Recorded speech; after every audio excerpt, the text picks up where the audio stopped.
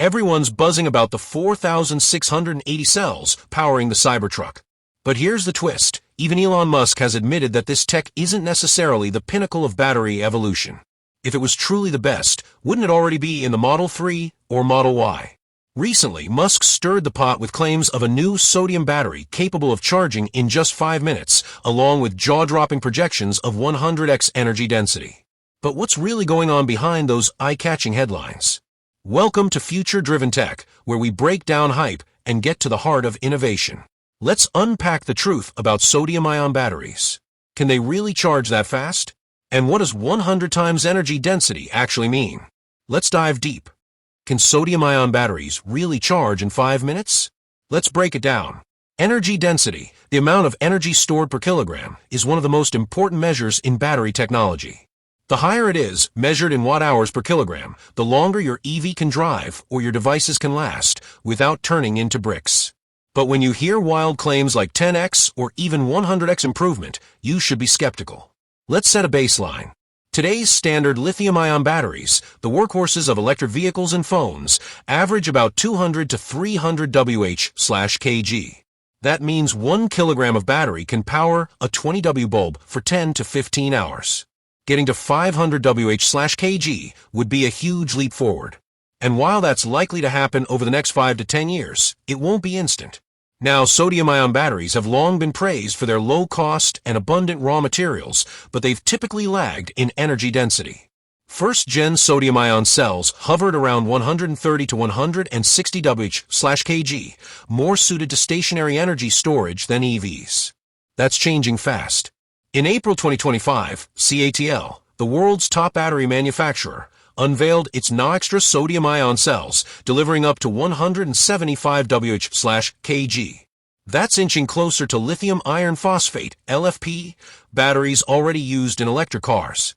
Even better, these sodium cells boast over 10,000 charge cycles and work in temperatures as low as -40 degrees Celsius.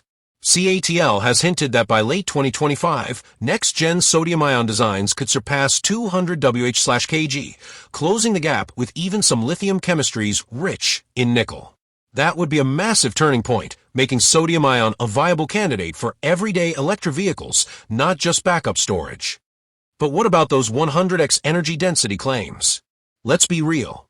A 100x leap would put sodium-ion at 15,000 to 20,000 Wh/kg. That's approaching the energy density of gasoline, which sits at around 12,000 Wh/kg. From a chemistry perspective, no current battery tech comes even remotely close.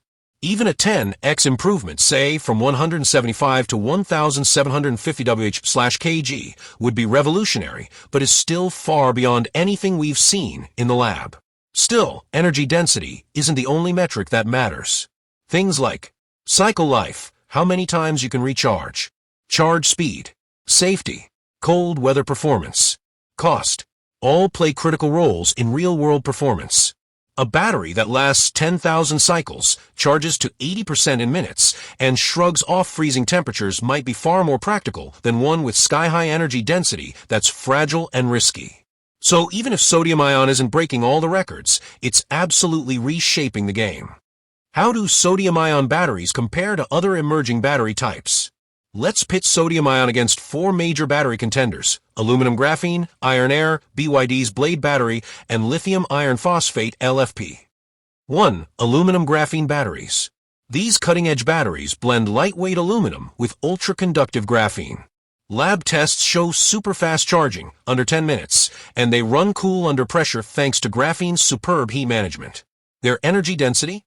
Around 200 to 300 Wh/kg, similar to lithium-ion. But thanks to aluminum's lightness, the overall battery weight is lower. Plus, they're durable. Early tests suggest 5,000+ cycles. So why aren't they everywhere? Mass production is the bottleneck, especially managing chemical byproducts from aluminum anodes. Still, if those hurdles are cleared, these could be ideal for performance EVs. 2. Iron air batteries. Iron air batteries, developed by Form Energy, are about endurance, not speed. They're made for long-duration grid storage, not cars. Energy density is modest, 50 to 100 Wh/kg, so forget about putting these in an EV. But they're cheap, with projected costs as low as $20, 50/kWh, and can last over 10,000 cycles. Commercial rollout is expected in 2026. For backing up power grids and supporting renewables, Iron Air is a strong contender. 3. BYD's Blade Battery. Already in production, BYD's Blade Battery uses LFP chemistry but in a blade-like structure that enhances energy packing and drastically improves safety. With 160 Wh/kg, it's not a record breaker, but it powers cars for 250 to 300 miles. It shines in thermal safety tests, surviving punctures without catching fire. It's already being adopted globally, proving that smart design beats raw numbers. 4. Lithium Iron Phosphate LFP.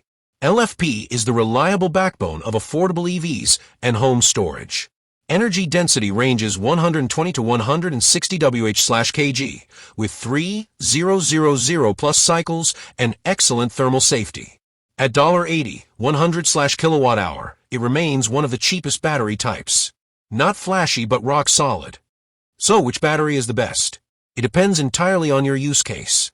Want ultra-fast charging and low weight? Aluminum graphene. Need cheap, long backup power? Iron Air. Looking for proven safety in EVs? BYD Blade or LFP? Eyeing balance between cost, safety, and cold weather strength? Sodium-ion might be your best bet. Every chemistry has strengths. There's no one-size-fits-all. The battery revolution is like a relay race. Each tech has its role to play. What about liquid metal batteries? At first glance, liquid sodium-potassium alloy batteries seem exotic. But they share a common thread with sodium-ion, unlocking sodium's full potential. Sodium-ion is about practicality, low cost, stable performance. Sodium-potassium alloy, on the other hand, is the bleeding edge, aiming for lightning-fast charging and high power. Because it's highly reactive, it demands complex containment and safety systems, inert gases, sealed chambers, which makes it expensive and hard to scale. But it helps emphasize just how safe and stable regular sodium-ion batteries are by comparison. If researchers contain this liquid metal, maybe by using solid ceramic electrolytes or advanced encapsulation, we could see hybrid sodium batteries that offer both safety and ultra-performance.